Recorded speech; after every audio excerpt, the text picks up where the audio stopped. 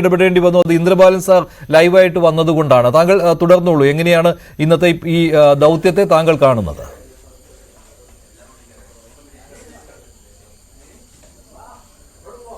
നമ്മളോട് ഇപ്പം ഇന്ദ്രബാലൻ സാറ് പറഞ്ഞല്ലോ, ഈ 3rd പോയിന്റിലാണ് അർജുൻ്റെ ട്രക്കും ഉള്ളതെന്നുള്ളത്.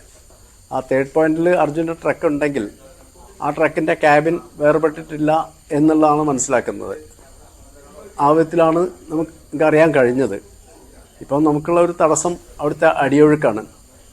അടിയൊഴുക്ക് അവരുടെ വിങ്ങിൻ്റെ ടെക്നിക്കൽ ക്വാളിഫിക്കേഷൻ അനുസരിച്ച് എങ്ങനെ ചെയ്യാൻ പറ്റും എന്നുള്ളതിനെ പറ്റി എനിക്കറിവില്ല.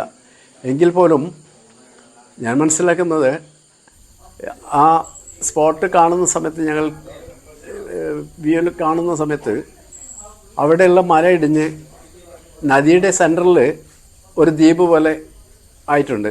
ആ ദ്വീപ് പോലെ വന്നതിന് ശേഷം അതിൻ്റെ സെൻറ്ററിൽ അത്രയും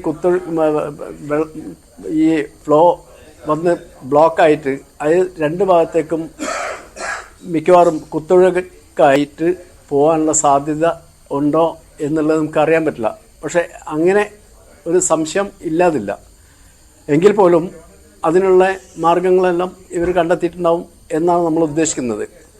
ആ വിധത്തിൽ ചെയ്യുന്നതോടൊപ്പം തന്നെ നമ്മൾ ഈ തടി കഷ്ണം കിട്ടിയ ഭാഗങ്ങളിൽ എവിടെയെങ്കിലും മറ്റ് സെർച്ചുകൾ എന്തോ നടത്തിയിട്ടുണ്ടോ എന്നുള്ളത് നമുക്കറിയില്ല.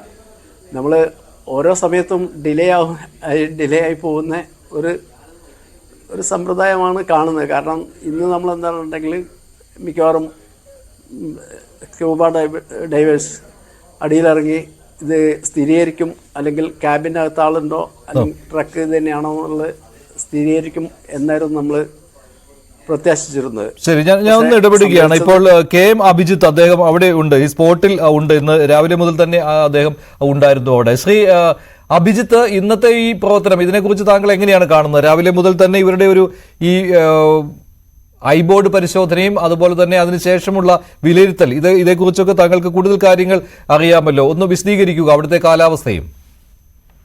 നോക്കൂ,